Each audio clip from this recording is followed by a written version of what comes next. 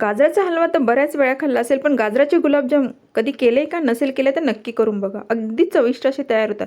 यासाठी इथे मी गाजरचे तुकडे करून घेतले, ते 1 वाटीभर झालेले आहे. मिक्सरच्या भांड्यात टाकून घेतलं, 1 वाटीभर दूध घेतलेलं आहे. थोडं थोडं टाकून आपण पेस्ट तयार करून घेतलेली आहे. आता गॅसवर कढई ठेवून यामध्ये 1 चमचा तूप टाकून घेतले, त्यामध्ये पेस्ट टाकली, थोडंसं दूध टाकून घेतलेलं आहे अर्धा कप आणि 1 वाटीभर रवा, 4 चमचे साखर आणि छान असं कढईपासून सुटेपर्यंत आपल्याला शिजवून घ्यायचं आहे. ताटात काढून थंड होण्यासाठी ठेवलं आहे. त्यामध्ये 4 चमचे मिल्क पावडर टाकून मिक्स करून घेतलं आहे आणि हव्या त्या आकारात गोळे तयार केले. एका साईडला आपण पाक तयार करण्यासाठी ठेवलेलं आहे, ते 1 वाटीभर साखर आणि 1.5 वाटी पाणी. आपलं पाक होतंय तोपर्यंत आपण एका पातेल्यामध्ये पाणी ठेवून घेतलेले उकळायला, त्यावर ताटली ठेवली, ताटाला तूप लावून घेतले आणि त्यावर हे गोळे 10 मिनिटासाठी वाफवून घेतले. थोडेसे थंड झाले की तेलात मस्त गोल्डन रंग येईपर्यंत तळून घ्यायचे आणि गरमागरम पाकामध्ये आपल्याला एक 15 ते 20 मिनिटासाठी डीप करायचे. बघा मस्त असे गुलाबजाम आपले तयार आहे.